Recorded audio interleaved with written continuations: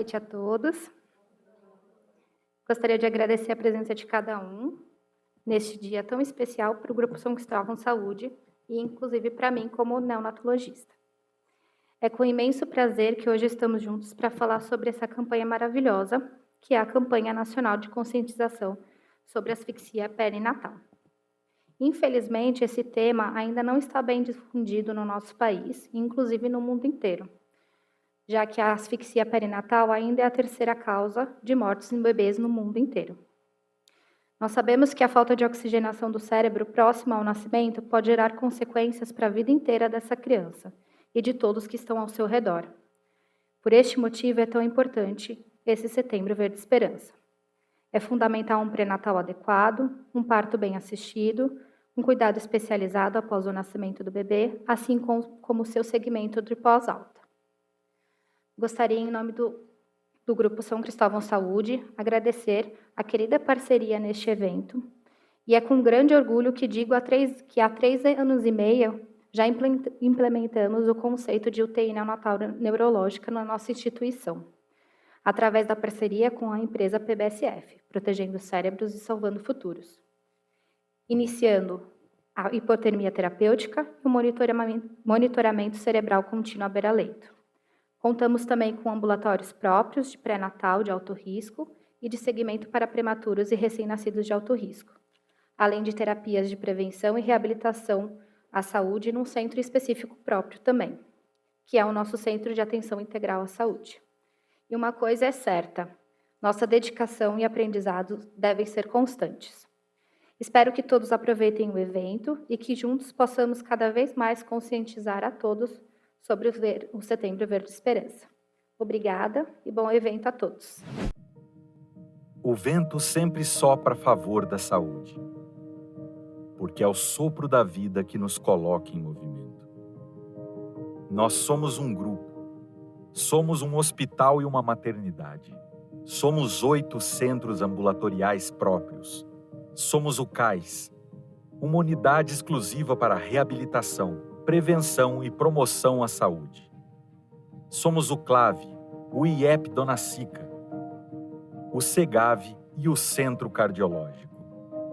Nós somos a tecnologia avançada, o cuidado com atenção e carinho, onde você estiver. Somos mais de 2.000 colaboradores trabalhando todos os dias. Nós somos mais de 155.000 beneficiários recebendo o melhor cuidado. Somos também muitas plataformas e diversos corretores que, com suas vendas, nos conectam com mais pessoas. E é isso que nos possibilita cuidar de tanta gente. Somos a facilidade e a segurança a um clique para vender bem mais com a nossa plataforma online de vendas. No esporte, nós somos o incentivo, o patrocínio que acelera, goleia e que nos faz campeões. Somos parceiros de quem soma pela saúde, pelo bem e pelo cuidado. Nós estamos chegando aos 110 anos de história, mais jovens e inovadores do que nunca, prontos para os próximos 110 anos. Somos a diferença que queremos no mundo. Somos o cuidado, a empatia, a disposição. Nós somos o nosso próprio vento soprando em direção ao progresso, à expansão e a um futuro ainda melhor para todos. Porque com você, nós somos tudo isso. Nós somos o Grupo São Cristóvão Saúde. E o vento que impulsiona nossos planos coloca a vida de todos em movimento. Nós somos o cuidado ideal para a saúde. E agora, somos também o impulso perfeito para as vendas. Esse é o nosso movimento.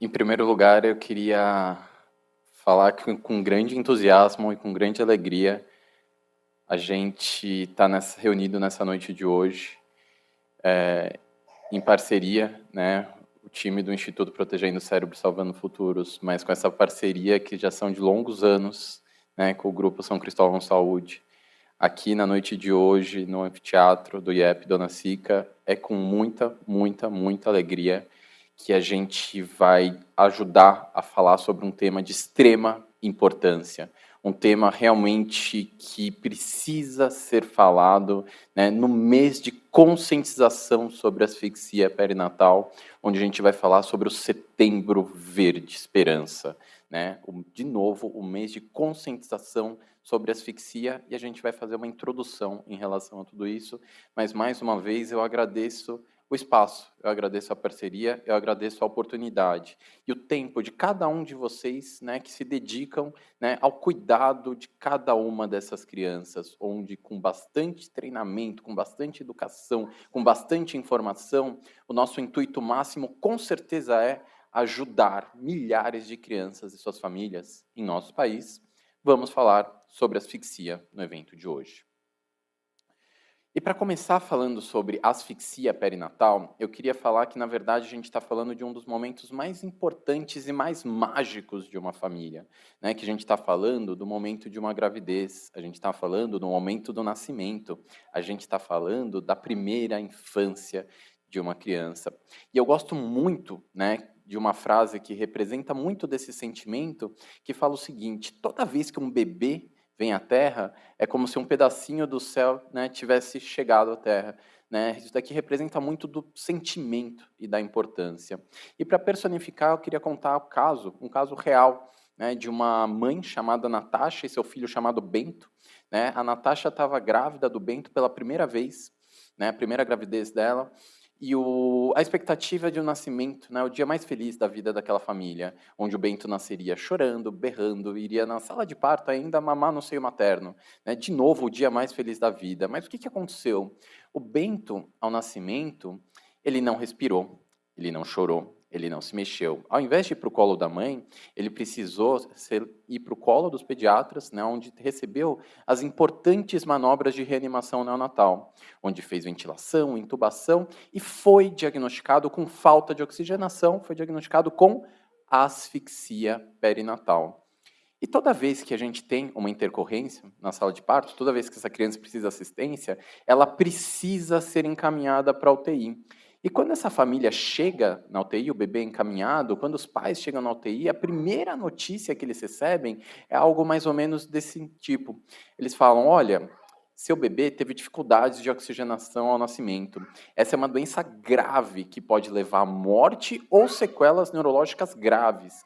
E a verdade é que o Bento precisa de um tratamento especializado. E pela primeira vez essa família ouve, né, notícias e informações como: essa é a terceira principal causa de morte em bebês. E mesmo que o Bento sobreviva, ainda assim ele vai ter um altíssimo risco de paralisia cerebral, deficiência cognitiva, cegueira ou surdez. De novo, o Bento precisa de um tratamento especializado.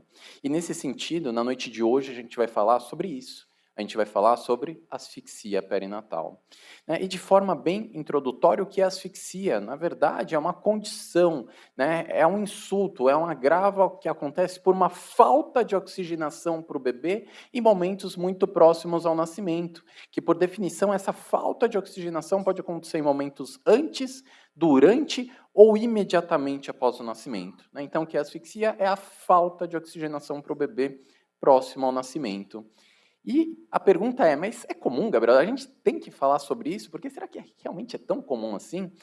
E perceba, né, eu faço uma provocação e eu pergunto para cada um de vocês: será que tem um grande número de pessoas nesse estádio? Um dos maiores estádios de futebol do mundo, tem mais ou menos, né, 80... Tem mais ou menos 80 a 90 mil pessoas. Se eu pegasse o número de pessoas nesse estádio e multiplicar, né, por 3, era o número de bebês que todos os anos vão evoluir com graves sequelas neurológicas por causa de asfixia. Né? Ou seja, no mundo, né, isso daqui é muito mais comum do que a gente imagina. E se a gente pegar dados globais, no mundo a gente tem mais de 1 milhão de crianças com asfixia perinatal por ano, dos quais mais de 230 mil crianças todos os anos vão ter importantes lesões secundárias à asfixia. De novo, estamos falando de paralisia cerebral, cegueira, surdez. Quando a gente olha no Brasil, né, o Brasil a gente tem aproximadamente 3 milhões de nascidos vivos ao ano. Estima-se no país 20 a 30 mil bebês, né? EHI é encefalopatia hipóxia isquêmica, a manifestação neurológica da asfixia. Isso dá mais ou menos 2 a 3 bebês por hora. Né? Então, ao final de toda a nossa discussão aqui, que vai durar um total de umas 2 horas, 4 a 6 crianças com asfixia vão ter nascido em nosso país. De novo, é muito comum. Né? E, de novo, Gabriel, né, é tão comum assim, 2 a 3 bebês por hora, é muita criança, é muita criança. E tem alguns dados que permitem a gente entender ainda mais como é presente.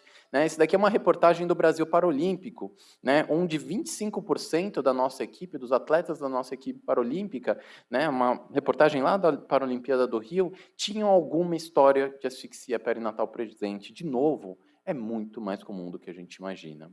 Bom, e toda vez que a gente tem uma criança com asfixia e potencialmente com atraso no desenvolvimento, né, isso gera um impacto.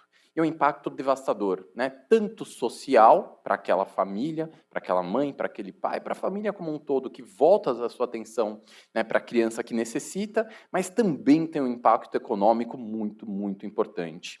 E de onde que vem tanto impacto? Basicamente vem do comparativo de necessidades, onde, como bom pediatra, eu falo que crianças sem deficiência grave, né, geralmente os cuidados são muito mais simples, consultas de puericultura, raríssimas internações, o que é muito diferente quando a gente tem uma criança com uma deficiência severa, né, onde os cuidados são totalmente multidisciplinares, né, frequentemente essas crianças precisam de medicações, reinternações muito frequentes em UTI, onde, de novo, o impacto é muito grande. Né, e toda vez que a gente fala, né, sobre uma doença, sobre uma questão que traz o impacto, e se a gente quer promover os resultados em ampla escala, é muito importante que a gente entenda o impacto econômico da asfixia perinatal. Né? E eu posso falar de novo, devastador. Né? A gente tem dados americanos, por exemplo, que estimam que só nos Estados Unidos, né, o custo de vida de crianças que evoluem com deficiência é da ordem de 67 bilhões de dólares. Né? O Brasil tem benefícios super importantes, que prevêem, por exemplo, um salário mínimo mensal para pessoas com deficiência capacitante super importante. Né? Mas em 2018, por exemplo, foram gastos mais de 30 bilhões de reais com esse benefício, representando, né, o terceiro maior gasto público do nosso país, onde crianças e adolescentes representam o maior percentual entre as diferentes faixas etárias, onde o problema neonatal tem grande representação. Outros estudos estimam que uma criança com deficiência incapacitante vai ter custo direto em saúde até 150 vezes maior do que crianças sem deficiência. De novo, né, eu preciso entender a asfixia perinatal como um grave problema de saúde pública, que tem um impacto social e econômico devastadores. E dito isso, né, qual que é a beleza da gente entender, qual que é a importância da gente entender que a asfixia é um grave problema de saúde pública? A importância é que existem ações que podem minimizar o impacto da doença no país, e a gente chama que são, né, os pilares de prevenção, tratamento e acompanhamento da asfixia, que são basicamente 4, né? Onde começa antes do nascimento, com um pré-natal adequado, né, assistência, né, obstétrica e pediátrica ao nascimento, tratamento especializado na UTI se essa criança, né, tem o diagnóstico de asfixia, e sim, né, não termina, eu sempre falo isso, a história não termina na alta na UTI, o acompanhamento e a reabilitação pós-alta é tão importante, a gente tem hoje aqui a doutora Beatriz Proença, que vai trazer, né, um importante trabalho em frente a esse pilar também. Então, falando um slide para cada pilar, né, pré-natal adequado, de novo, preparo da gestante no pré-natal, todos os cuidados dirigidos à promoção de saúde, prevenção, abordagem terapêutica. Sim, uma gestação saudável reduz o risco de asfixia perinatal de forma importante. Além disso, assistência adequada ao nascimento, tanto monitoramento obstétrico quanto pediátrico. Né, como bom pediátrico, eu trago o trabalho da Sociedade Brasileira de Pediatria, né, com documentos, né, reforçando a importância do pediatra na sala de parto, um importante programa de reanimação neonatal, treinando milhares de profissionais em nosso país. Então, sim, esse é o segundo pilar, a criança precisa de atendimento, ela precisa, né, lá no nosso minuto de ouro, já promover a reestabilização da oxigenação. E esses são pilares que prevêem asfixia. Essa é a verdade. Mas a verdade é que, mesmo assim, isso é no mundo inteiro, ainda assim existem um grande número de casos que não é possível prevenir. Mesmo que eu faça tudo certo, mesmo que eu faça o pré-natal adequado, mesmo que eu tenha uma atenção adequada ao nascimento, existem muitos casos que não é possível prevenir a asfixia. E, nesse cenário, o tratamento adequado precisa ser realizado. Eu ainda tenho uma janela muito importante de oportunidade. Então, o que é a UTI neonatal neurológica? São protocolos, times, metodologias totalmente capacitadas, né, para prover o melhor cuidado a esse bebê de alto risco ao cuidado com o bebê, por exemplo, com asfixia perinatal, onde a gente vai fazer diagnóstico precoce, estratégias de neuroproteção provendo segurança diagnóstica e velocidade terapêutica para essas crianças. E quando a gente fala de asfixia perinatal, duas metodologias específicas são muito importantes, né, que recaem sobre a hipotermia terapêutica e o monitoramento cerebral contínuo, o que o Dr. Maurício vai trazer para a gente na explanação dele.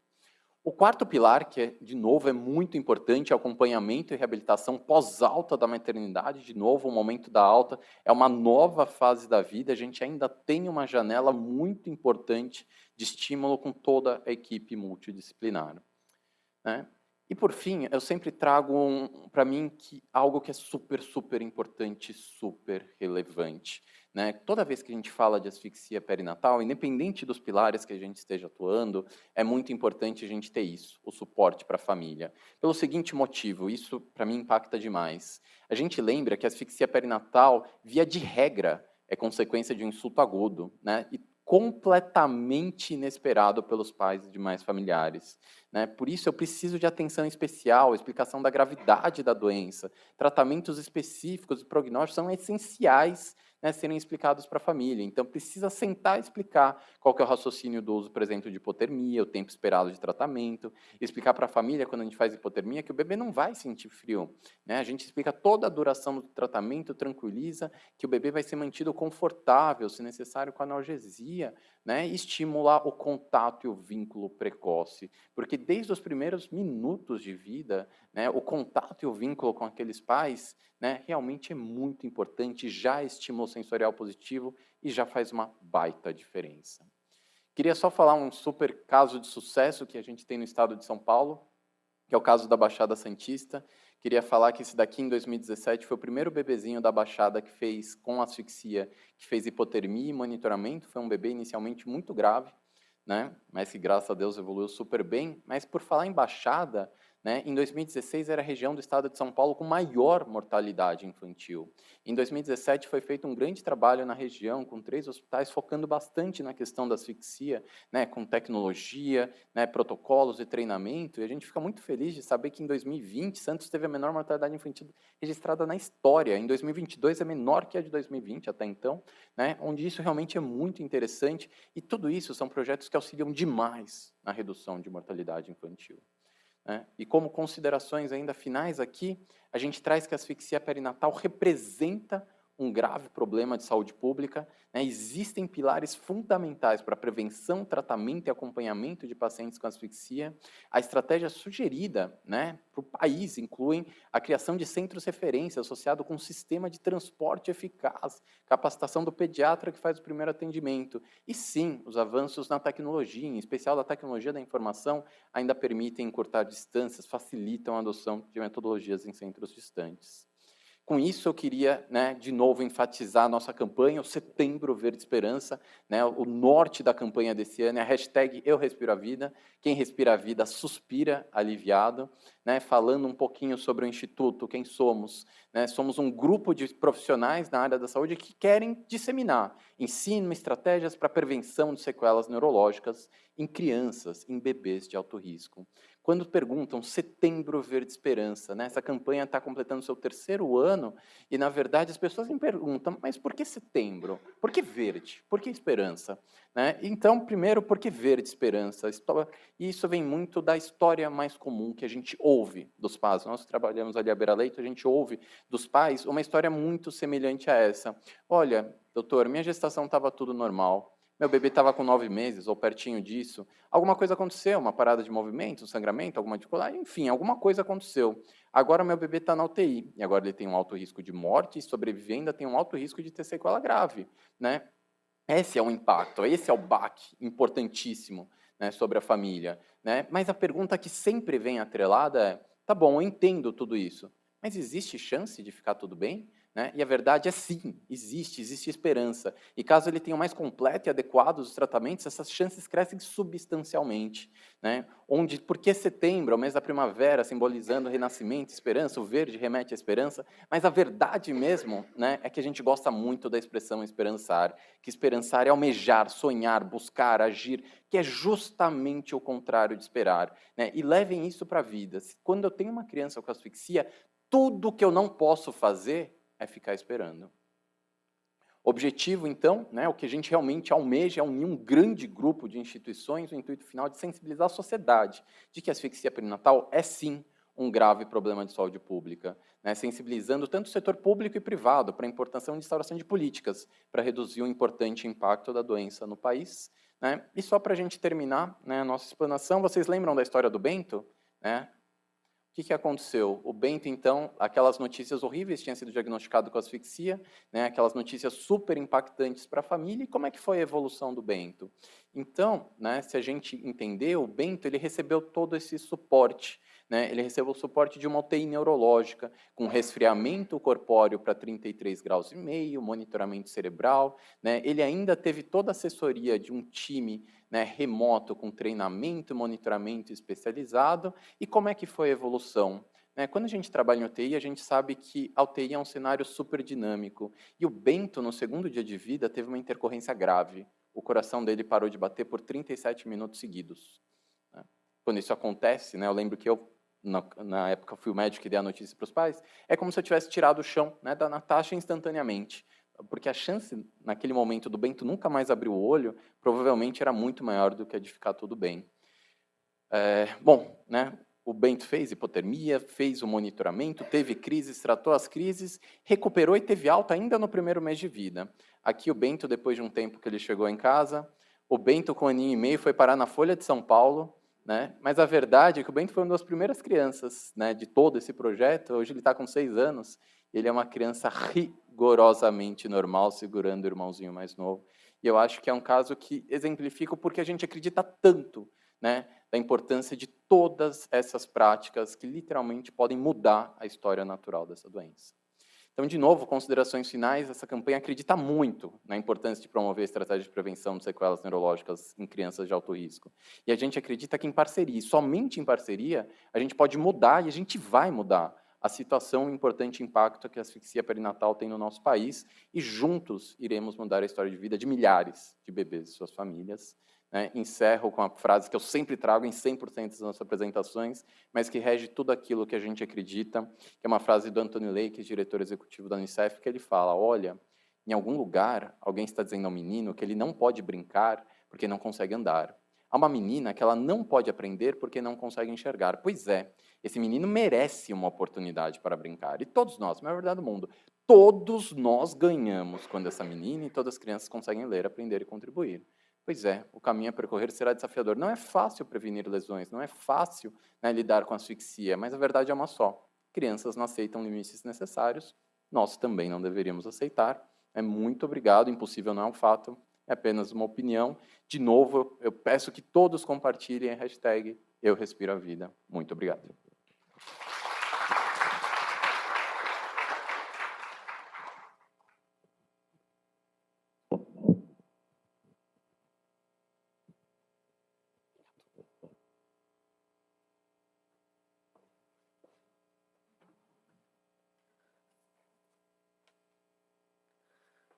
O Gabriel já deixou a hashtag aí, vamos seguir no Instagram, hein?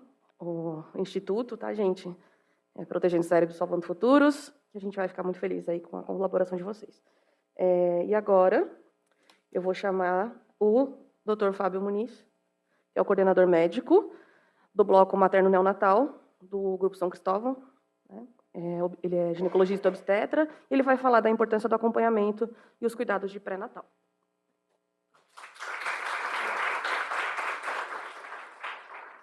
Sem máscara. Boa noite. Muito obrigado pelo convite. Uma satisfação poder falar desse assunto tão importante e que é uma etapa na luta, desse desafio da asfixia perinatal.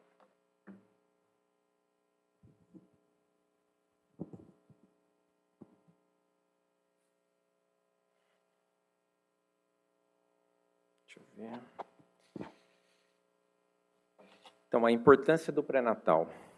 De acordo com a FEBRASGO, que é a nossa federação, e diversos autores consagrados, o pré-natal é atendimento multidisciplinar. Ele objetiva alcançar e manter a integridade de condições do binômio, né, de mãe e feto, e os resultados avaliados a longo prazo, gerando pessoas física e intelectualmente úteis à comunidade. A Organização Mundial da Saúde recomenda que o pré-natal seja realizado por profissionais de saúde, não necessariamente médico. No nosso meio, mais comum médico, mas também outros profissionais treinados para atender mulheres grávidas. Ela também diz que no ano de 2015 nós tivemos no mundo mais de 300 mil mortes de mulheres. Nós dizemos na obstetrícia, nós sabemos que todo dia morrem cerca de 800 mulheres por problemas relacionados ao parto e ao trabalho de parto e parto. É como se 2 aviões caíssem por dia. O impacto disso é muito grande. E o mais grave, que 2/3 dessas complicações poderiam ser evitadas, porque a gente já tem conhecimento suficiente para isso. E o acompanhamento pré-natal? A gente fala de acompanhamento pré-natal estendido. Na verdade, não são 9 meses, são 12 meses. Então, uma consulta 2 meses antes da concepção, ou da decisão, né, de se conceber. O pré-natal, são recomendadas consultas mensais, até 34 semanas, depois quinzenais, e depois de 38 semanas são consultas semanais. Então, estendido. E não termina, a história não termina no parto, porque a última consulta, o pré-natal, ele termina na consulta puerperal. Eu destaco que as nossas gestantes, quando elas saem da maternidade, já saem com as consultas agendadas, tanto no pré-natal quanto na pediatria, né, na puericultura. E aí, o acompanhamento pré-natal, a anamnese e exame físico, eu vou falar um pouquinho à frente, mas assuntos como higiene, nutrição, desenvolvimento da gestação, conversar sobre as modificações corporais e emocionais, desmistificar os medos, né, as fantasias, orientar sobre sinais e sintomas comuns, os sinais de alerta, a questão de imunização, que é fundamental, fazer a prevenção do câncer, prevenção precoce, principalmente do câncer ginecológico, a consulta puerperal, que eu falei, o reforço do planejamento familiar. O melhor momento para se discutir planejamento familiar é no pré-natal, né? Conversar sobre saúde mental, violência doméstica e sexual, e orientações sobre aleitamento materno, que também começam lá no pré-natal. E aí eu vou falar sobre a primeira consulta, aquela que eu destaco ser o momento mais importante. É o primeiro contato com a gestante, é uma consulta que é a mais demorada, ela precisa ser feita com atenção, com cuidado, e a gente precisa agir. O médico precisa ouvir, precisa definir os riscos, mas ele precisa agir desde o primeiro momento. Então, na anamnese, a nossa conversa, definir as condições de saúde atuais dessa gestante, identificar os fatores de risco, né? Fazer o ajuste daquelas patologias, por exemplo, hipertensão, o ajuste para aquelas drogas que podem ser utilizadas durante a gravidez. Eu destaco a hipertensão. Conversar sobre a vacinação, aí nós temos as 4 vacinas importantes, que é a difteria, o tétano, a coqueluche, a hepatite B e o Covid. Dos fatores de risco, a gente já vai direto, porque vocês vão entender mais para frente por que a gente vai falar de hipertensão. Então, identificou fatores de risco, já na primeira consulta, a paciente já sair com uma receita de medidas de prevenção, né?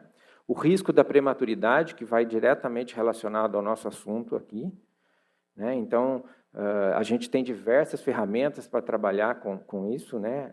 O uso de progesterona, identificou risco de abortamento tardio, cerclagem, pessário. Aquela palavra, na relação entre o obstetra e o neonatologista, existe uma palavra que constrói pontes e traz sorrisos, que é corticoide, não é? Todo mundo aqui sabe disso, né? Então, identificar fatores de risco para síndrome de anticorpo antifosfolípides. A paciente refere, eu tive uma perda fetal, estava tudo bem meu pré-natal, de repente parou o movimento, fui ver óbito fetal intraútero.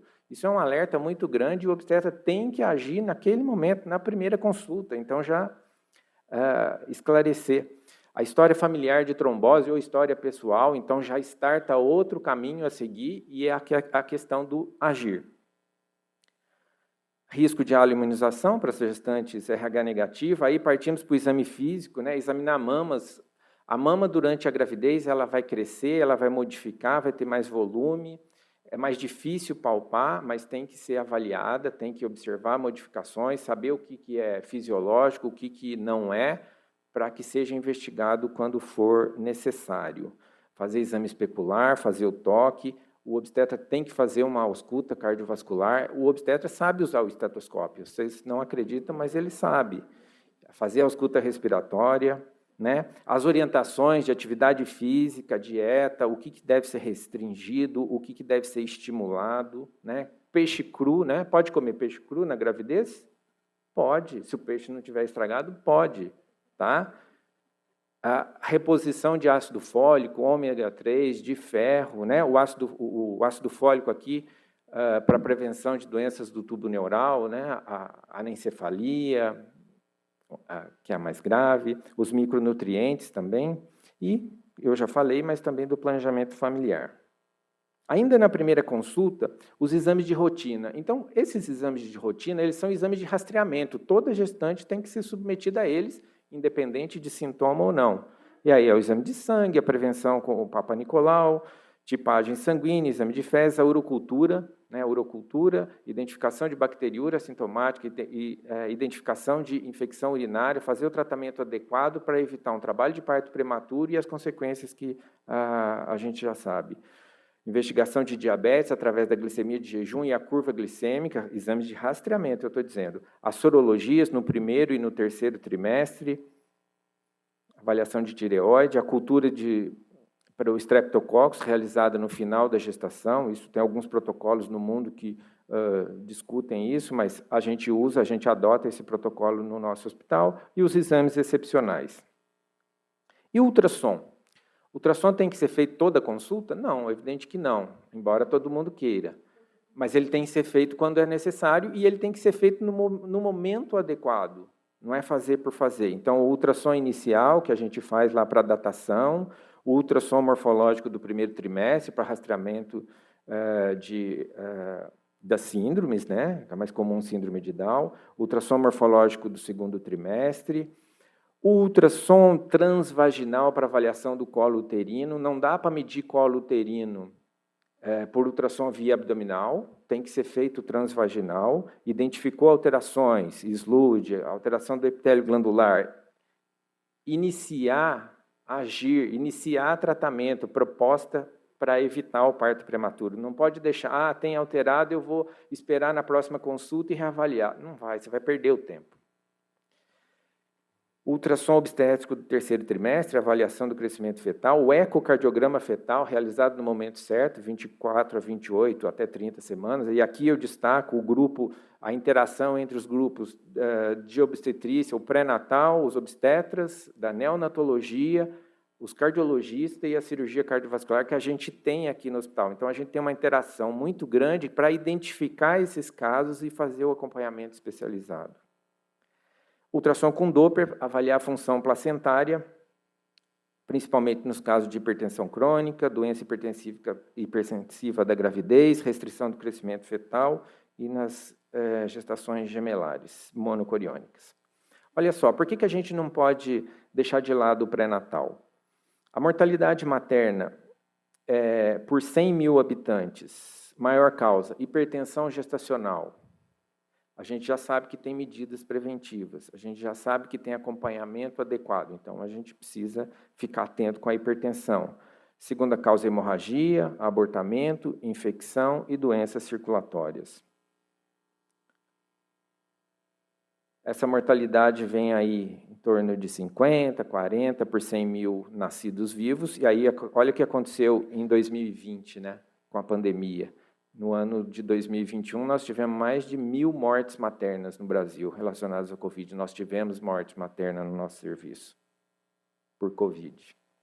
Então, nas causas diretas, causa de morte materna, obstétrica direta, a hipertensão, a hemorragia, infecção e abortamento. E as causas indiretas, AIDS, doenças do aparelho circulatório, respiratório e parasitárias. Olha uma estratégia para reduzir morte materna. Vocês têm noção quantos % das gravidezes são não planejadas? 40 a 50% das gravidezes são não planejadas. Então, significa que se eu fizer um método de contracepção efetivo, eu reduzo morte materna. Isso tem evidência clara. Uma outra intervenção para prevenção de resultado negativo, né, de morte materna, mas também de near miss, que são os eventos de quase morte, aqueles eventos graves que não chegou à morte, mas passou perto, né? Então, já tem algum tempo de evidência que aquela paciente hipertensa ou que tenha fatores de risco para hipertensão, por exemplo, a mãe hipertensa, ou teve eclâmpsia ou pré-eclâmpsia na gravidez anterior, usar aspirina, 100 mg por dia, e cálcio, pelo menos 1 grama por dia, tem efeito positivo nessa gestação. Isso aqui, do ponto de vista prático, para não esquecer, isso já é recomendado pela FEBRASGO, pelo American College, pelo Royal College de Londres, pela Sociedade Canadense, enfim, o mundo já reconhece isso há um bom tempo. Então, é a questão, tem que agir, o obstetra tem que ter ação, tem que identificar o risco e ter ação. E depois vamos falar da prematuridade, né? A gente tem, dos nascidos, a gente tem em torno de 10% que são prematuros.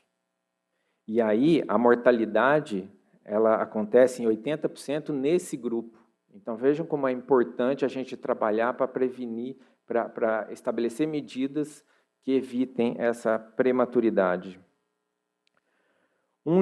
De acordo com o portal Prematuridade, olha só, 1 em cada bebê nasce prematuro, em torno de 10 a 11% no Brasil, 340 mil bebês prematuros por ano no Brasil. Acabou de nascer um agora aqui na maternidade. A gente saiu de lá e estava nascendo 34 semanas, bolsa rota. Felizmente nasceu bem, mas são 34 semanas, é um prematuro. A prematuridade é a principal causa de morte antes dos 5 anos de idade. E atualmente, aliás, anualmente, 1 milhão de bebês morrem em decorrência de parto prematuro. Isso é extremamente importante. E olha só, o rastreamento da prematuridade, um ultrassom, mediu o colo uterino, lá em torno de 18, 24 semanas, um colo curto, identificou o colo curto, inicia a medida de prevenção. O colo não é curto, mas tem uma história de perda, inicia medida de prevenção. Existe pessário, existe cerclagem. A gente tem agora na maternidade uma paciente com 22 semanas que está com colo de 2 centímetros e a bolsa protusa. Né? O impacto disso. Para o sistema, para a família. E tem evidência, não é de agora, que o uso de progesterona... O uso de progesterona ajuda a reduzir risco. Pessário, tem cerclagem, tem medidas para combater. Então,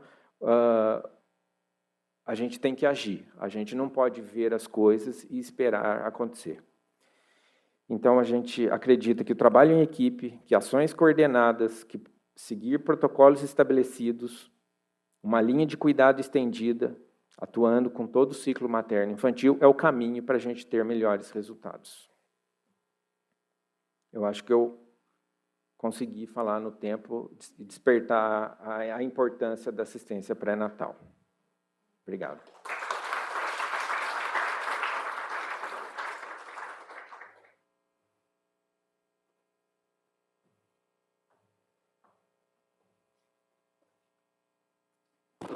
Agradecer ao Dr. Fábio. E agora a gente vai começar a apresentação, então, do Dr. Maurício Magalhães, que é médico, neonatologista da Santa Casa de São Paulo e coordenador médico da UTI neonatal da Santa Casa de São Paulo e também da PBSF. Ele vai falar sobre a asfixia perinatal e a hipotermia terapêutica, e depois a gente vai falar sobre um caso aqui do nosso serviço.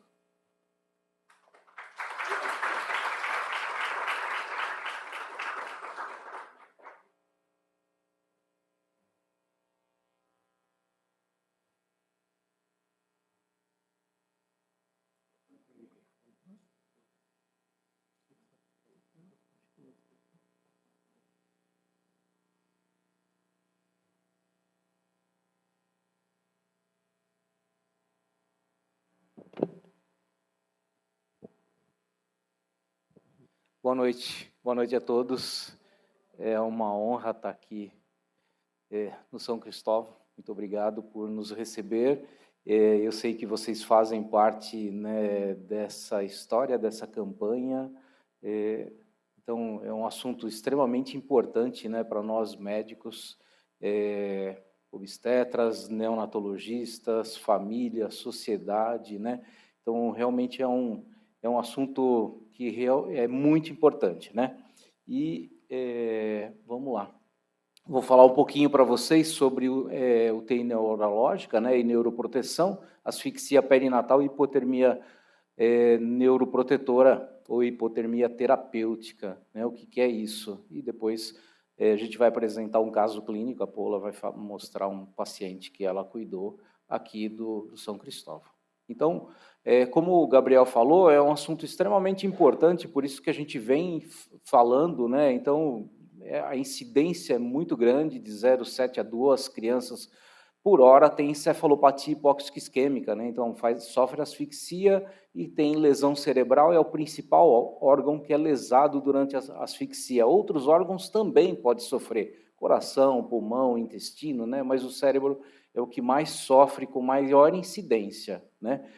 E quando a gente faz um exame clínico na criança, que se chama SARNA e SARNA, e a gente classifica essa criança, e ela tem uma encefalopatia hipóxica isquêmica, se for de grau moderado ou grave, a chance de sequela neurológica grave ou morte é de 25% a 75% de chance. Então, lá na UTI, a hora que vocês examinam a criança e ela entra nesses critérios, ela vai ter uma chance muito grande de morte ou sequela neurológica. É nesses dois pontos que a gente indica a hipotermia neuroprotetora, né? Então, a gente sabe que a asfixia ela tem alta incidência, ela tem alta mortalidade, altíssimo risco de lesão cerebral e alto risco de crise convulsiva. Essas crianças elas sofrem muito também com crise convulsiva, né?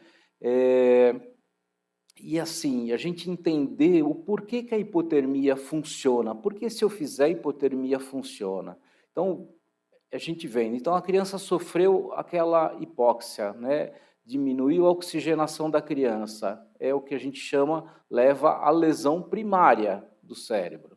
Depois a gente reanima a criança lá na sala de parto, reperfunde essa criança, né? E aí ela entra numa fase que chama fase latente, que nada acontece, fica tudo mais ou menos parado, a gente cuidando dessa criança, para entrar numa segunda fase de morte celular em massa. Então, depois dessa fase, começa a liberar um monte de substância, o organismo, de radicais livres, de várias substâncias, que dura de 6 a 72 horas, que está levando a morte celular, neuronal, em massa, e está estritamente relacionado ao neurodesenvolvimento.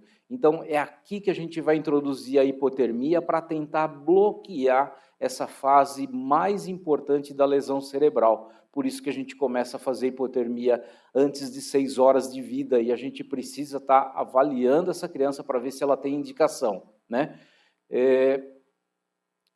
E como é que a gente faz a hipotermia? Então, a gente baixa a temperatura dela rapidamente, né, para entre 33 e 34 graus, mantém por 72 horas e reaquece ela lentamente de 0,2 a 0,5 graus por hora.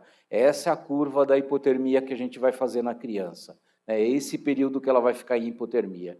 E se a gente fizer isso, né, a gente vai diminuir o metabolismo cerebral, a gente vai diminuir o influxo intracelular de cálcio, vai interromper as cascatas inflamatórias e, com isso, a gente vai proteger essa criança.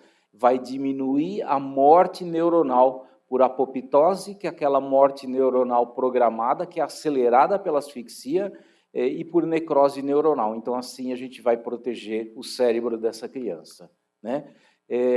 Então, é isso, né? A hipotermia, ela diminui o influxo intracelular de cálcio, bloqueando essas duas vias, o glutamato e a glicina, e assim a gente protege o neurônio dessa criança e ela vai ter menos morte neuronal.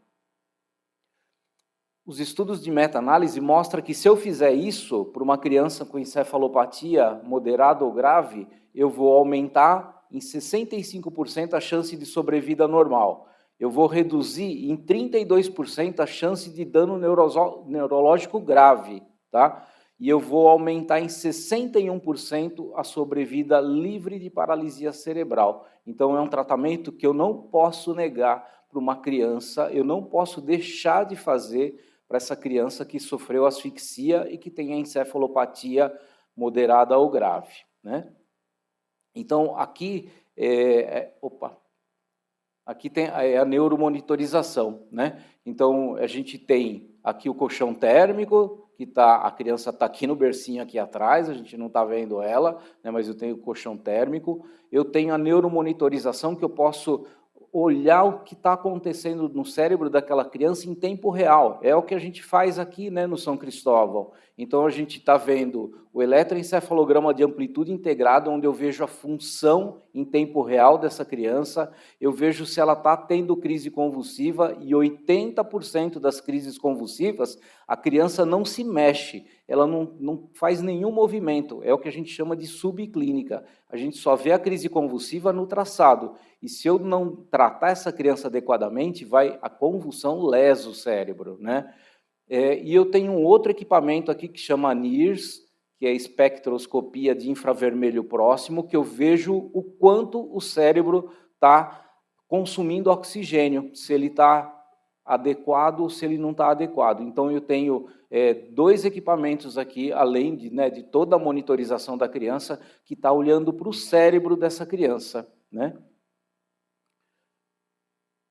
Então, a monitorização com eletroencefalograma de amplitude integrada, que é esse traçado, né, avalia se tem lesão cerebral, eu consigo ver aqui, ajuda a indicar terapia neuroprotetora naqueles casos duvidosos, auxilia a detecção da crise convulsiva, como eu falei para vocês, porque 80% a criança não está se mexendo. E às vezes a criança está se mexendo e a gente acha que é convulsão, e não é convulsão. A chance de eu acertar olhando uma criança, se ela está convulsionando ou não, é de 9%. Tá? Então, 91% das vezes eu vou errar, né? Então, por isso que eu preciso dessa neuromonitorização.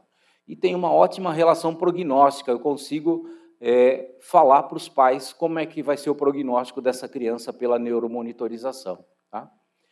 Então, aqui esse é o NIRS, que eu falei para vocês, que é a espectroscopia de infravermelho próximo. Você coloca um sensorzinho ali na cabeça da criança e ele está medindo a oxigenação cerebral, a perfusão cerebral, né? E eu posso ver tudo isso, essa neuromonitorização à distância. Então, a gente está monitorando hoje em Belém do Pará, a gente está monitorando em Roraima, a gente está monitorando em Brasília, então a gente está monitorando em vários hospitais e os médicos da nossa equipe, lá da PBSF, estão vendo em tempo real o que está acontecendo com o cérebro da criança e tem a comunicação entre os 2 serviços, né? O médico que está à beira do leito e o médico que está olhando para o cérebro da criança, evitando que tenha sequela neurológica no futuro. Tá? Aqui eu trouxe um relatório geral dos dados daqui do São Cristóvão, né, em termos de neuromonitorização. Então, nós começamos a fazer aqui em 15 de março de 2019, acho que está certa essa data, né, Ludmila?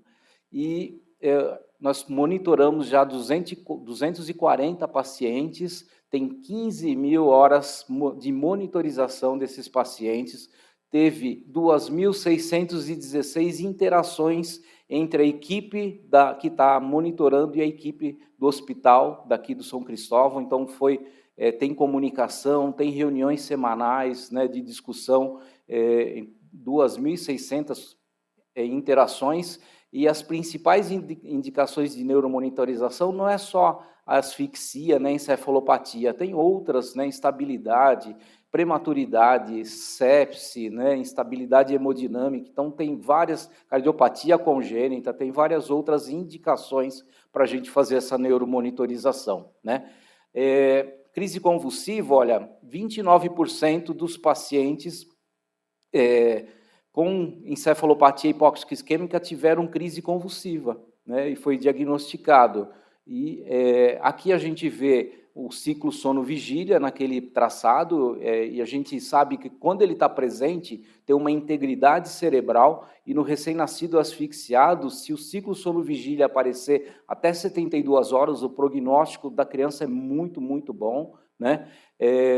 A gente vê o padrão de base, se é patológico ou não, na neuromonitorização. E aí, quando eu falei para vocês de crise convulsiva, né, que 80% pode ser subclínica, eu não estou vendo, aqui no São Cristóvão, 100% dos casos foram subclínicos, tá, de crise convulsiva. Enfim, a gente só fez o diagnóstico porque estava monitorando e tratou adequado essa criança e diminuiu a chance de sequela neurológica. Tá bom?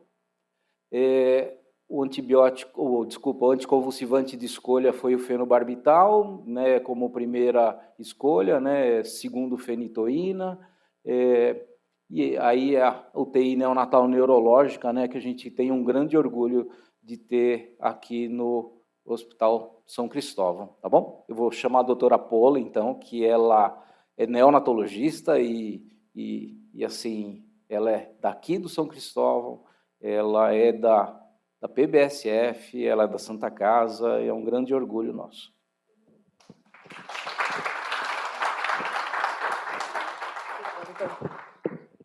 Boa noite, todo mundo aí. Bastante gente já me conhece. Queria agradecer, falar que o Hospital São Cristóvão está aí na vanguarda do tratamento hoje, né, da encefalopatia hipóxica isquêmica, já que a gente tem o padrão ouro de tratamento, que é a hipotermia neuroprotetora. Agradecer a equipe multi também, que tem bastante gente aqui, as meninas da enfermagem que sempre ajudam a gente, as meninas da Físio, da Fono, estão sempre colaborando aí com os nossos pacientes para que a gente tenha o melhor resultado.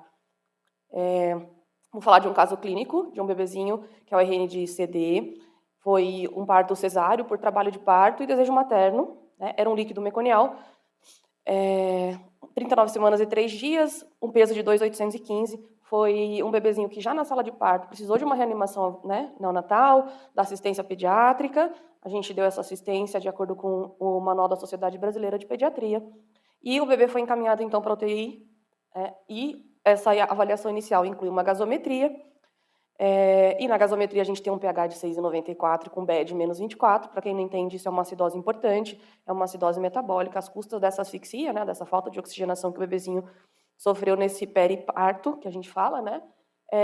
E na avaliação clínica, nosso paciente tinha um Sarná alterado, né? Que é uma avaliação uma avaliação neurológica de um exame físico, que a gente faz uma avaliação ali no beira-leito mesmo, e ela tinha critérios de encefalopatia hipóxica isquêmica moderada. Então, foi indicado, então, a hipotermia terapêutica neuroprotetora, né, para nossa paciente, e ela ficou monitorizada durante todo esse procedimento que o Dr. Maurício explicou inicialmente, que a gente resfria rapidamente, mantém por 72 horas em esse resfriamento, depois reaquece lentamente, que também é um momento que a gente tem uma preocupação um pouco maior em relação a crises convulsivas e algumas intercorrências, né? E desde o início, a bebezinha é uma menina, tá, gente? Ela evoluiu com traçado normal, né? A gente vê aqui que tem um traçado contínuo e tem já um momento de ciclo. Isso demonstra vamos dizer assim, um padrão neurológico adequado para esse bebê, né? Então, a gente estava bem otimista em relação à evolução dela, e ela também estava monitorizada com o NIRS. O NIRS ele não é um oxímetro, né? Mas ele é um importante mecanismo de auxílio na nossa vigilância hemodinâmica, principalmente. Muitas vezes ele está alterado antes até do bebê ter alguma intercorrência, um choque, né? Ter alguma já dificuldade de perfusão, a gente já vê o NIRS começando a se alterar. E isso é importante porque é uma ferramenta ali na beira-leito, que a gente pode muitas vezes ajustar alguma medicação, ou fazer alguma expansão, ou fazer outras medidas necessárias para a gente compensar o nosso paciente. A bebezinha estava indo super bem, até que, opa, aconteceu alguma coisa aqui, né? E aí, como vocês podem ver, o traçado ficou bastante alterado, tá? Mas não foi crise convulsiva, na verdade, isso aqui é interferência por conta de uma manipulação que a gente está tendo no bebê. O bebê teve uma queda abrupta do NIRS, começou a desaturar, tá? Começou a ter uma intercorrência bem importante. Até então, ela não estava em suporte ventilatório, foi entubada, teve todo o atendimento inicial e não melhorava, até que percebeu-se que a paciente tinha tido um tamponamento cardíaco, então foi feito o procedimento, uma punção de Marfan, foi retirado em torno aí de 15 ml do pericárdio, e a bebê começou a recuperar, e logo depois o NIRS se estabilizou novamente. Tá? Inclusive, a nossa querida médica que fez o procedimento está aqui do lado, a doutora Ivana, brilhantemente pensou nisso rapidamente, né? A gente tem uma equipe muito boa, uma equipe muito atualizada. E aqui vocês veem o atendimento, né? Um atendimento rápido, a paciente se compensou rapidamente e, depois disso, ela voltou com o padrãozinho de sempre dela, coisa mais fofinha. Tá? É uma paciente super querida, uma família super querida também. E, em relação a essa paciente, ela teve uma evolução muito positiva, tá? Durante todo o procedimento, ela se manteve estável da parte neurológica, não teve nenhuma intercorrência, não teve crise convulsiva. E, ao final do procedimento, a gente faz, normalmente, uma ressonância, que é associada ao eletroencefalo de amplitude integrada. Ela também dá para a gente uma boa ideia de prognóstico, né? Se ela tem lesão, a área de lesão, a gente consegue também orientar a família em medidas pós-alta, né, para estímulo e tirar desse bebê o melhor que ele puder oferecer, né? E também, como ela não teve nenhuma intercorrência, ela tem o segmento clínico hoje com o pediatra, com as equipes que são necessárias, mas é uma bebê que está tendo um neurodesenvolvimento super adequado. Então, é com muito orgulho que a gente fala desse caso, né? A gente tem outros bebês que passaram por isso, e é com muito orgulho também que eu trabalho nessa UTI, que é uma UTI ainda pequena, a gente sempre se esforça bastante para melhorar. As meninas da equipe Multi são incríveis, a gente tem uma equipe médica muito unida também. Então, eu agradeço a presença de vocês e falar do caso. E agora, a gente vai chamar uma pessoa que vai seguir com o acompanhamento, não é isso? Desculpa, eu estou quebrando o script. Mas volta a isso. Eu só queria enaltecer. Deixa eu só um segundo. Desculpa, pô. Mas eu queria enaltecer o time que estava à beira-leito. Né? Eu queria deixar super claro para todo mundo, né, a importância do monitoramento especializado e a importância de um time bem treinado. Né? A doutora Paula ela trouxe, né, a questão do tamponamento cardíaco. A gente sabe que é um dos diagnósticos mais difíceis de serem feitos dentro da UTI. O diagnóstico frequentemente leva a parada cardiorrespiratória prolongada e muitas vezes ao óbito. E realmente, né, a intervenção, o monitoramento que permitia que a gente enxergasse que realmente tinha algo. Mas, com certeza, a doutora Ivana? Né? Mas, com certeza,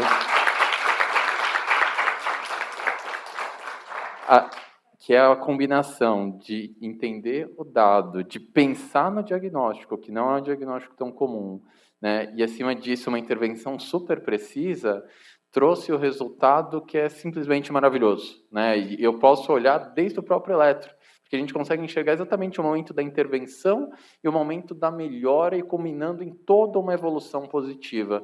Então, de novo, né, o que eu queria era enaltecer, porque acho que foi a combinação, sim, né, de uma super estrutura dentro da UTI, mas sim com uma qualidade, né, realmente do profissional humano fenomenal à beira-leito. E isso traz o resultado que a gente está enxergando. Parabéns mesmo. É um dos casos mais bonitos. Olha, a gente vê muito caso no monitoramento, né? São muitos hospitais. E é um dos casos mais bonitos que a gente viu, realmente. Parabéns. Muito legal. Oi. E depois a gente vai ter o depoimento da mãe dessa fofa, da Magali, né, que a gente chamava ela de Magali. E agora a gente vai chamar a doutora Beatriz Proença, que é médica fisiatra, referência da clínica de paralisia cerebral da ACD.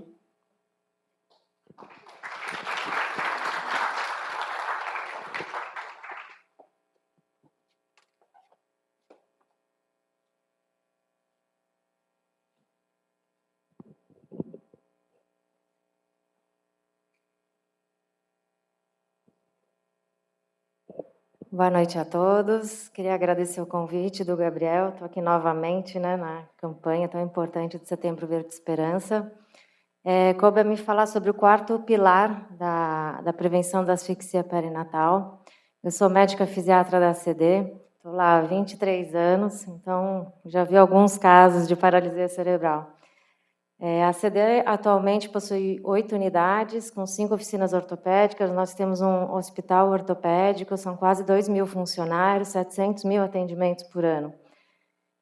Temos unidades espalhadas em 4 estados do Brasil, sendo 5 unidades aqui em São Paulo. O nosso objetivo é o quê? A reabilitação de pacientes que têm deficiência física, deficiência motora. Desses atendimentos em centro de reabilitação, a gente tem uma média de quase 500 mil atendimentos por ano, só em centro de reabilitação, sendo 56% do nosso público infantil e 44% do público adulto. Essas são as linhas de cuidado da ACD, então são as patologias que a gente atende, e dentre delas está a paralisia cerebral, que é a maior parte dos nossos atendimentos. Hoje, 47,5% dos nossos atendimentos, daqueles 500 mil, são de crianças com paralisia cerebral. Então, eu estou falando todos esses números para vocês terem uma ideia da quantidade de criança com paralisia cerebral que a gente atende na instituição. Então, tudo isso que foi feito, todos esses cuidados, tem situações que acabam evoluindo com essa patologia, e que é um número bem grande, bem expressivo. Eu vou falar agora um pouquinho dessa interface, né? Como que foi esse namoro da ACD com essa prevenção da asfixia perinatal. Em 2006, eu já trabalhava na ACD e eu fazia triagem numa das unidades, até aqui na Zona Leste, na Moca, e eu me incomodava muito que o paciente chegava já velho para começar um programa de reabilitação, né? Eram crianças de 4, 5, 6, 7 anos que chegavam por início de um programa de reabilitação. E no decorrer do que eu for explicar para vocês, vocês vão entender por que isso me incomodava. E a gente resolveu sair dessa postura passiva, né, onde o pai tinha que procurar a instituição para fazer a reabilitação dos seus filhos, e a gente fez uma parceria com 7 maternidades aqui da Zona Leste, e o que acontecia? A gente combinou que todo paciente que nascesse com algum fator de risco para lesão neurológica, essa criança, no momento da alta hospitalar, já teria uma consulta marcada com o fisiatra na ACD. Então, na época, não tinha a regulação da agenda pelo SUS, então a gente conseguia fazer isso. Hoje não tem como, mas na época a gente conseguia fazer isso. Então, eram 7 maternidades que estavam encaminhando para o fisiatra. Então, essa criança chegava, dentre dos fatores de risco, obviamente, a asfixia perinatal. O objetivo maior desse projeto, qual que era? Era justamente fazer um diagnóstico precoce da paralisia cerebral e começar essa reabilitação quanto antes. Em literatura, o que é falado que é uma reabilitação precoce? É uma reabilitação que é iniciada numa criança antes dos 6 meses de idade. Então, se a gente for comparar com a criança que chegava para mim com 4, 5 anos, ela chegava já numa idade já muito tardia. E como que era esse projeto? Essa criança passava numa consulta médica inicial com o fisiatra. Se a gente notasse, obviamente, que a criança já tinha algum sinal no exame físico de paralisia cerebral, a gente já encaminhava essa criança para o início de um programa de reabilitação. E caso não fosse notado nenhuma sequela nessa primeira consulta, você tem que imaginar que eram bebês, por exemplo, prematuros, que quando eu fazia a correção da idade, da prematuridade, não eram nem para ter nascido ainda. Então, eram crianças muito pequenininhas. Quando não era notada essa alteração no exame neurológico, ela era encaminhada e enquadrada dentro desse projeto. Nesse projeto, a mãe vinha mensalmente no setor da fisioterapia. Eram aplicadas 2 escalas de desenvolvimento motor, na época, a TIMP e a Alberta. Então, a fisioterapeuta, ela aplicava, ela dava nota para tudo que essa criança fazia todo mês, fazia um gráfico do desenvolvimento motor dela, ela era monitorada. E, além desse acompanhamento, até em média, uns 8 meses de idade corrigida, o que eu acho que era o mais importante, essa família era orientada a como estimular o seu filho em casa. né? Vocês sabem mais do que eu, né, quem trabalha na UTI, o medo, né, que essas mães têm depois da alta. Elas ficaram geralmente muito tempo numa UTI, elas têm medo que essa criança morra. Então, se a gente fala para colocar de bruços, elas têm medo. Então, assim, elas eram orientadas e empoderadas a estarem estimulando seus filhos. Além do setor da físio, a gente tinha o setor da psicologia, que aplicava testes tanto na parte cognitiva da criança e monitorava essa relação da mãe com a criança. E a TO acompanhando a parte visual e a fono aplicava escalas de desenvolvimento tanto da linguagem quanto da alimentação. Caso corresse tudo bem, que era a maioria dos casos, essas crianças tinham alta quando estivessem com uma marcha independente. A gente não chegou a monitorar a parte cognitiva porque não é o foco da instituição, né? A instituição é uma instituição de deficiência física. Então, a partir do momento que eles tivessem uma marcha independente com padrão normal, elas tinham alta. Só para falar um pouquinho de número, né? A incidência de paralisia cerebral na população geral é de 1 a 2 crianças nascidas a cada 1000. Cada 1000 nascimentos, 1 a 2 evoluem com paralisia cerebral. Dentro desse projeto, obviamente, que a nossa população é extremamente viciada, a gente tem um viés, né, da população que chegava para a gente, foram 68 por 1000. Né? Então, saiu de 1 a 2 para 68, e em todos eles a gente conseguiu colocar as crianças em reabilitação antes dos 6 meses de idade. Então, foi um projeto bem, bem legal. Atualmente, além da TIMP do Alberta, a gente aplica a General Movement e a Heine. Mudou um pouquinho, né? Na época do projeto foram mais de 1000 crianças que foram vistas, depois esse projeto foi para todas as unidades da ACD. Agora, o que acontece? Com a regulação das agendas pelo SUS, eu estava até conversando com a Luana, ela trabalha no SER, o SER tem feito isso, que é o Centro Especializado de Reabilitação. Então, para o paciente SUS, a ACD dificilmente está conseguindo fazer isso, mas o SER, graças a Deus, está conseguindo fazer esse acompanhamento preventivo, que é o ideal. E aí eles só estão encaminhando para a gente realmente os casos de crianças que evoluíram com paralisia cerebral. Eu vou falar algumas coisas, obviamente que eu não vou falar tudo de paralisia cerebral, eu não sei do público que está aqui, quem conhece paralisia cerebral, quem não conhece, mas quando fala paralisia cerebral é um mundo de coisa. Né? Então, as crianças não evoluem da mesma maneira. A gente tem classificações. Então, quando a criança chega num centro de reabilitação, ela é classificada. Eu coloquei aqui algumas classificações. Uma delas pode ser com relação ao tipo da paralisia cerebral. Se é uma criança espástica, se ela é discinética. A maioria é espástica. Quase 75% dos casos são crianças que vão evoluir com espasticidade. 22% em média com movimentação involuntária, que é a discinesia. 2% com ataxia ou misto, que tem uma mistura, componente espástico com atetoide. Esse é um tipo de classificação. Uma outra classificação é onde essa lesão foi localizada. Então, pode ser uma criança com uma tetraparesia, né, onde o acometimento dos membros superiores é igual ao dos membros inferiores ou maior membro superior do que o acometimento nas pernas. Uma diparética, que geralmente são os prematuros, onde o acometimento maior nos membros inferiores geralmente tem uma função manual boa, ou uma hemiparesia, quando a criança tem um acometimento apenas de um lado do corpo. O que eu vou falar hoje não é sobre isso, eu vou falar sobre a habilidade motora funcional, porque eu quero fazer o gancho com vocês com relação à importância da reabilitação ser precoce.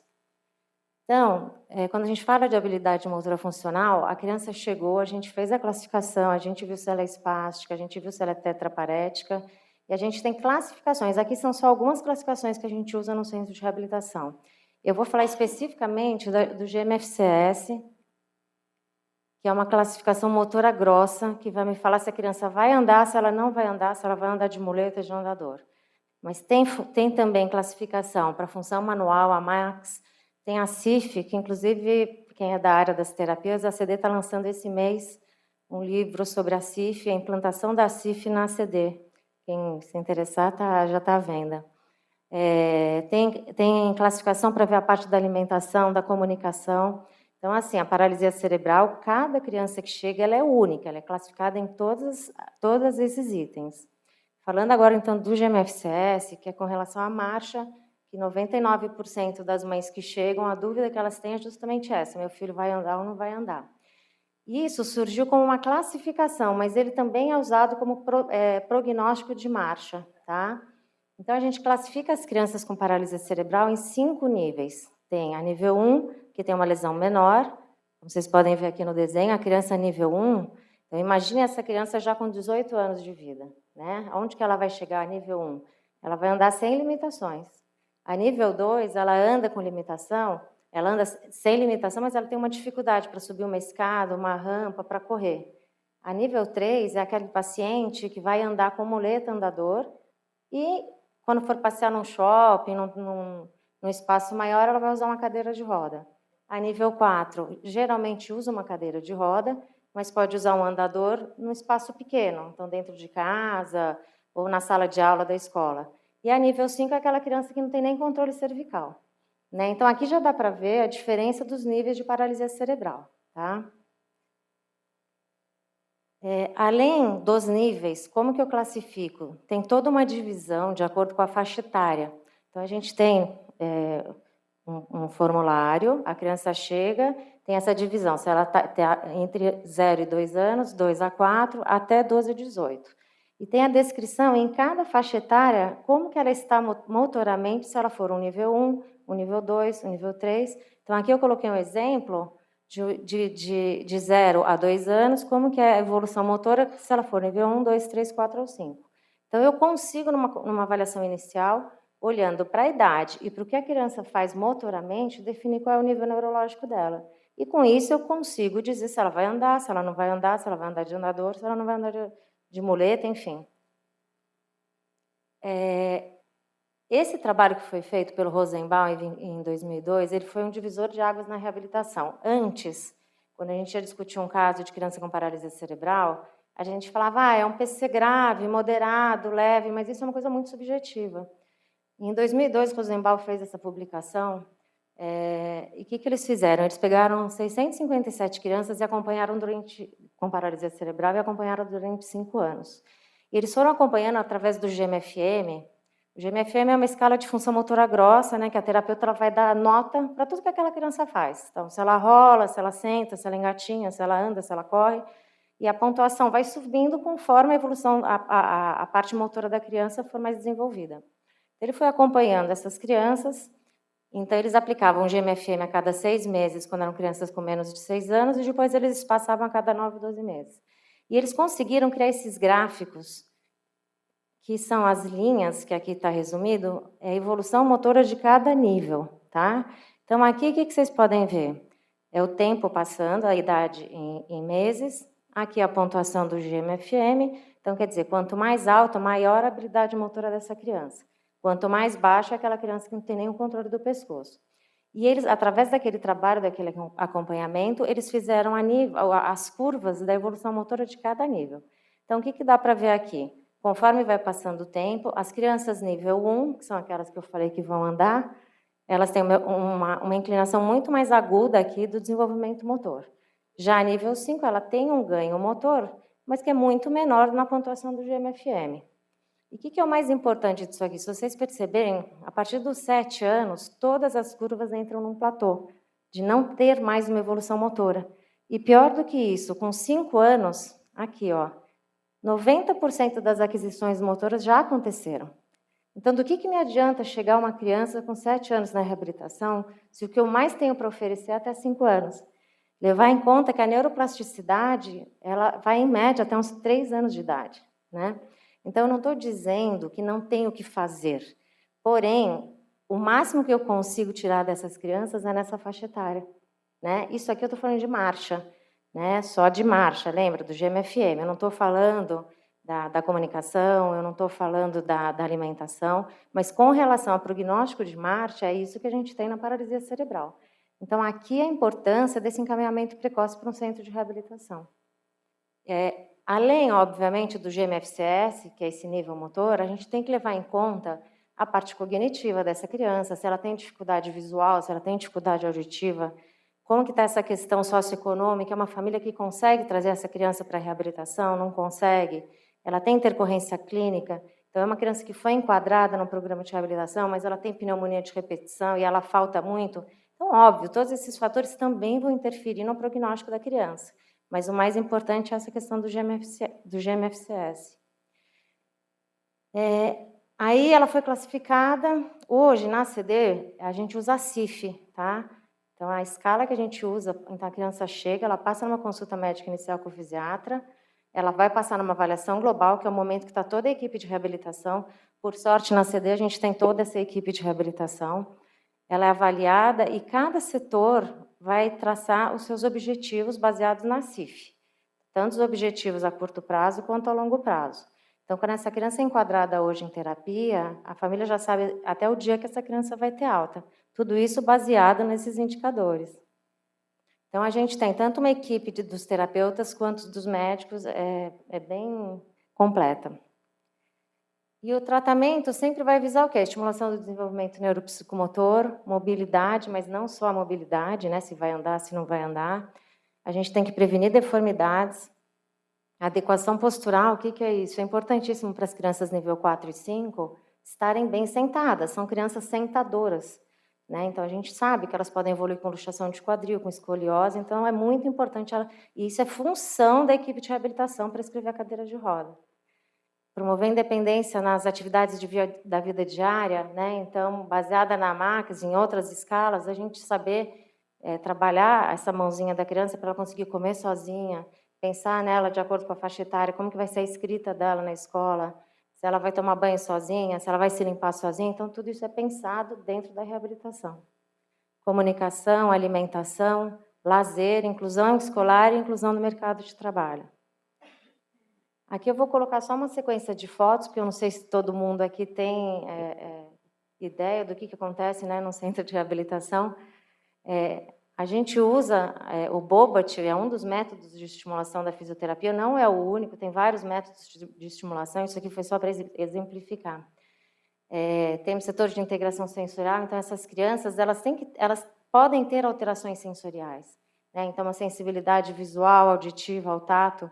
Então, eu tenho que ter um canal de comunicação com essa criança, né? Então, eu tenho testes para isso, para ver como está essa parte sensorial dessas crianças. E vendo que essas crianças têm uma alteração sensorial, elas têm que ser trabalhadas de uma maneira de acordo com isso. Então, é importante a gente fazer primeiro esse diagnóstico, né? Fortalecimento através de pilates, fortalecimento com pesos, lembrar de fazer o condicionamento cardiorrespiratório, né? Então, crianças que a gente vai trabalhar marcha no andador, numa muleta, eles têm um gasto energético muito maior do que uma criança que não tem paralisia cerebral, porque na paralisia cerebral, apesar de ter uma espasticidade, né, 75% dos casos, tem uma fraqueza muscular, né? Então, o custo energético para essa criança andar é muito maior. Então, tem que ser feito um condicionamento. Fortalecimento também pode ser feito através de estimulação elétrica. Então, aqui é um exemplo, né, de estimulação em glúteo máximo, que é um extensor de quadril, né, colocando numa função, né, para melhorar a extensão de quadril na hora que a gente for treinar essa criança em ortostatismo na marcha. Tem setor de reabilidade virtual, tem que lembrar que são crianças, né? Então, assim, todos os setores nossos têm muito brinquedo, tudo é com brinquedo, a gente não consegue trabalhar. A realidade virtual é uma das maneiras delas serem estimuladas. Então, através do ID, jogos, vai trabalhar ortostatismo, equilíbrio, propriocepção, vai trabalhar a coordenação visomotora, uma série de coisas. A terapia de contenção induzida, então, naqueles pacientes que têm uma hemiparesia, eles têm todo um atendimento que eles deixam imobilizado o membro superior que não tem a lesão, e eles têm um tratamento intensivo de 2 a 3 semanas, todo dia, justamente para estar trabalhando a função do braço que tem uma lesão, né? E tem resultados muito bons de TCI. Bandagem funcional, terapia robótica, né? A gente tem o Locomat. O Locomat é um robô que vai justamente estar auxiliando, né, um paciente que está fazendo um treino de marcha na fisioterapia. Então, aqui a gente consegue regular a velocidade da marcha, a descarga de peso, né, quanto que vai pôr de peso em cima dessa criança. Ao mesmo tempo, ela tem um feedback visual, com o fisioterapeuta do lado. Então, é um robô que, obviamente, não é ele que faz andar sozinho, mas ele complementa o que a fisioterapeuta está trabalhando. TeraSuite, tem terapia assistida por animais, fisioaquática, escalada terapêutica. Aqui foi só uma foto para vocês saberem que existe de ecoterapia, a CD não tem, mas existe. Né, no setor de fono, trabalho de comunicação suplementar e alternativa, então crianças que têm essa dificuldade motora, elas não conseguem falar, tem várias maneiras delas se comunicar. Às vezes são crianças que estão presas num corpo, literalmente. Tem um cognitivo normal, e você tem que ter esse olhar apurado para perceber que tem uma pessoa lá dentro que está entendendo tudo, e ela tem que conseguir se comunicar. E isso é função de quem mexe com reabilitação. né? Não pode passar batido esse tipo de coisa. Então, às vezes, eu já peguei várias situações. Eu já peguei situação em triagem que a mãe achava, era um adulto, a mãe não tinha percebido que o filho entendia tudo que ela falava, né? Então, isso tem que ter um olhar muito atento quem trabalha com reabilitação, porque eu tenho muita coisa para estar explorando com eles. Fora a prescrição de órteses, acessórios, cadeiras, né? Então, muletas. Aqui é um exemplo de um parapódio, né? Então, uma criança nível 5, que é aquela que não controla nem o pescoço e não vai controlar o pescoço. Eu não ponho em pé? Eu ponho em pé, né? Colocar em pé é importante a criança olhar o mundo na altura do olho da outra criança, é importante para diminuir a osteoporose, é importante para o funcionamento do intestino, tomando todos os cuidados, né, de não estar com o quadril luxado, uma escoliose, uma alteração postural importante. Então, a gente tem muitos recursos para estar possibilitando diversas posturas nessas crianças. Órteses funcionais ou de posicionamento, né, para evitar deformidades. Aqui é um exemplo, né, de uma criança sem órtese, uma adolescente, né, uma nível 3, adolescente, né, com uma fraqueza muscular, eles ganham peso, acaba entrando em crouch, que a gente fala, né, colocou uma órtese de reação ao solo com a andadora, a postura dela é outra. Aqui é o último slide, né, fora a bomba de baclofen intraterral, risotomia posterior seletiva, o objetivo não é nem falar tudo que tem em reabilitação, eu acho que é despertar que quem trabalha com reabilitação tem um mundo de coisas para oferecer para os pacientes, né? Então, levando em conta o objetivo funcional de cada uma dessas crianças. Nem sempre o objetivo é a marcha, né? As mães vêm sempre com essa questão de quando que meu filho vai andar. Às vezes ele não vai andar, mas a gente consegue reabilitar várias outras coisas, né? Então, para concluir, a importância do encaminhamento precoce do bebê com fator de risco para lesão neurológica, né? Um dos fatores asfixia perinatal, para acompanhamento com uma equipe treinada. Então, esse acompanhamento da criança com fator de risco por uma equipe treinada. Isso é fundamental.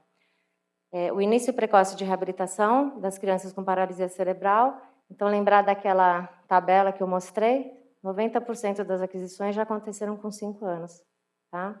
E a importância da equipe multidisciplinar. Óbvio, se está numa cidade menor, enfim, ou não tem uma equipe completa, essa criança tem que ser estimulada.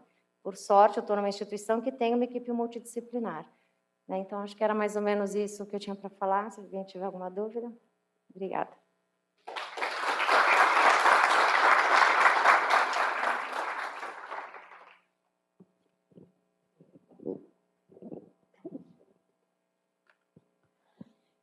E agora, a gente vai chamar a estrela da noite, a mãe da Alice, Magali, a Carol Demarque. Falei certo, Carol? A Carol, ela além de tudo enfermeira, durante todo o tempo aqui na UTI com a gente, ela se manteve sempre muito confiante e muito paciente, e sempre passando muita coisa positiva para bebê. E agora ela vai conversar com vocês um pouquinho da experiência dela aqui com a gente, com a nossa equipe, e como tá a coisa mais fofa, a Alice. Boa noite a todos. Primeiramente, gostaria de agradecer a equipe, né, do protocolo de hipotermia que me convidou para estar aqui hoje para falar com vocês um pouquinho. Como a doutora passou o caso da Alice, assistir o caso dela aqui é mais fácil do que tudo que eu e meu esposo a gente sentiu. Naquele momento que o doutor citou, referente à gestação, à preocupação, de você fazer o tratamento, né? O percurso, nossa, está fugindo palavras, o pré-natal, obrigada, correto. E a Alice, danadinha, ela estava agendada num parto cesárea para o dia 27 de janeiro, mas eu comecei a sentir as dores do parto a 1h do dia 24. Acabei vindo para cá numa tentativa de fazer o parto cesárea por conta dos plantonistas que estavam e sem o contato com o meu médico ginecologista, ela entrou em sofrimento fetal. Acabou no cardiotóxico detectando taxistolia. Infelizmente, eu só tive contração totalmente desritmicada, assim, uma contração atrás da outra, uma contração atrás da outra, e eu não dilatava. E, infelizmente, esse sofrimento fetal levou a minha filha a nascer com asfixia perinatal, depois de 9 horas de trabalho de parto. Ela nasceu às 8h20, o doutor, na época foi o doutor Vital, que veio para fazer o parto dela. E da UTI NEL, quem recebeu foi o doutor Misael. E eu lembro que a minha filha, ela não tinha cor, ela era preto. Tá vendo? Qualquer coisa preta era isso. E vai ser passado um vídeo, ela é bem branquinha. E o doutor Misael, mediante a tentar fazer as manobras ali, ele pegou, ele só apresentou rapidamente e falou, eu preciso correr com ela para a UTI agora. Isso que eu fiquei na minha cabeça.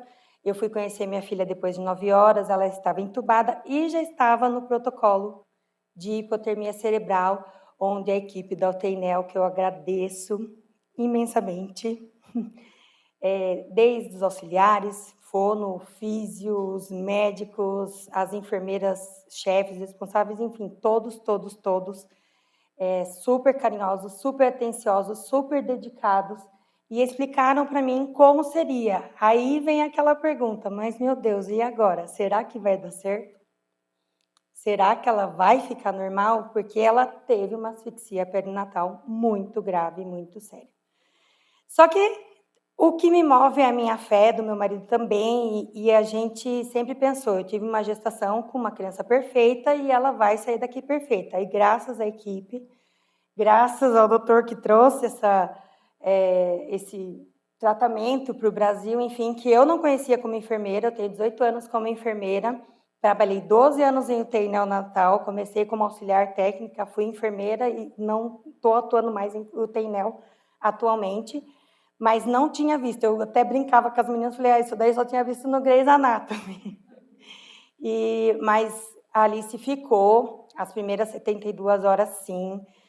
Só que a minha filha, ela adora pegar peças na gente e ela sofreu esse tamponamento cardíaco e eu estava internada ainda e até me ligaram falando, você precisa vir aqui na UTI que está tendo um probleminha, 7 e pouco da noite. Eu falei, esse horário eu não posso entrar mais, então está tendo um problema sério.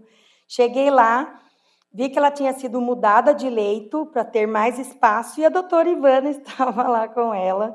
Graças a Deus, ela percebeu o problema a tempo e na terceira parada cardíaca ela solicitou a punção e ela tirou esses 15 ml de líquido do coração dela e ela voltou de novo a respirar. O protocolo são 72 horas, mas eu lembro que o Dr. Wagner falou com a gente, né, comigo e com meu esposo, que por conta desse tamponamento eles resolveram deixar mais um dia, então terminou a quinta-feira, 8 horas da noite. E hoje ela vai fazer 8 meses, dia 24, está perfeita, faz acompanhamento com o pediatra, não tem nenhum tipo de sequela, está evoluindo com a faixa etária dela para a idade de sentar. Ainda a pediatra até falou, essa menina já até prodígio, porque ela teve 2 dentinhos com 5 meses. É uma Magali, realmente. Com 6 meses, a gente até fez eu fiz um ritual para o meu filho Bento, e eu fiz para ela também da passagem, né, de começar a introdução alimentar, e o tema foi Magali, porque ela é muito comilona, e graças a Deus, e aos médicos que estavam lá presentes, dedicados, e essa técnica que eu falo para vocês, que é a técnica da esperança, eu vim com a camiseta aqui, a doutora Natália entrou em contato comigo, me chamou. Eu estava meio receosa, porque é uma coisa que me dói ainda, né? Porque foi uma coisa ruim, mas, ao mesmo tempo, hoje eu só tenho que agradecer. Então, primeiramente, a Deus e todos que foram colocados na minha vida e na vida da minha filha, que cuidaram muito, muito bem a esse protocolo que faz, que eu quero que... Eu estou aqui por conta disso, por amar o UTI NEL e por querer que isso se espalhe, que quem precisar usar, use, os médicos aprendam, sabe? Coloquem em prática esse protocolo, porque realmente é o protocolo Eu Respiro Vidas, é um protocolo #salva vidas. Eu sinto muito não ter trazido a Alice hoje aqui, mas está muito frio, está chovendo. E há 15 dias atrás, passamos um perrengue, que ela pegou uma bronquiolite, mas graças a Deus tratou em casa. Então, eu e meu marido resolvemos não trazer ela, mas eu mandei vídeo aí para eles, mostrarem para vocês. Mas ela está linda, ela é linda, maravilhosa, ela é esperta. Eu só tenho a agradecer a todos, tenho a agradecer toda essa equipe maravilhosa mais uma vez. A doutora Ivana foi meu segundo anjo. E muito obrigada. Também acredito que deve ter gente da maternidade aqui. Eu não lembro da cara de todo mundo, mas assim, as meninas que cuidaram de mim no quarto, toda a delicadeza do mundo. Então eu tenho que agradecer o atendimento das meninas que ficaram comigo lá no quarto também. Quando teve o tamponamento da Alice, teve uma auxiliar que foi lá ficar comigo, pediu chá, eu fiquei muito nervosa, enfim. Então eu sou muito grata por tudo que aconteceu com a minha filha e por hoje ela estar bem, graças a esse projeto de vocês, e que ele se expanda e cuida de mais crianças. Óbvio que a gente não quer que a asfixia se prolongue, né, que tenha um monte, mas a gente saber que tem um protocolo que vai ajudar as crianças a saírem sem sequelas é muito bom. E é isso, gente. Obrigada. Obrigada, Carol. E é isso aí, gente. A Carol é uma querida mesmo, a Alice também, o marido da Carol também, sempre super tranquilos, apesar de todas as intercorrências do SUS, que a Magali gosta de dar na gente. E aí, depois disso, a gente vai mostrar um videozinho da Alice, como ela está hoje, que ela sempre foi muito fofinha, bochechuda e com os cabelinhos para cima. Vamos ver se continua, né? Oi?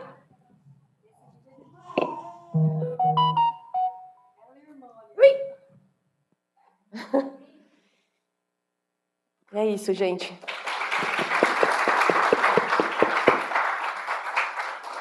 E é para isso que a gente trabalha, né? A gente acredita muito no que a gente faz, toda a equipe, a gente da equipe da PBSF também, né? O Instituto Protegendo o Cérebro, Salvando Futuros, é por isso que a gente trabalha, que a gente acredita que as crianças realmente são o futuro do Brasil, do mundo, e com certeza crianças saudáveis, um mundo muito melhor. Eu agradeço a presença de todos vocês, obrigado por terem ficado até essa hora com a gente. Se alguém tiver alguma dúvida, quiser perguntar alguma coisa, também pode ficar à vontade, tá?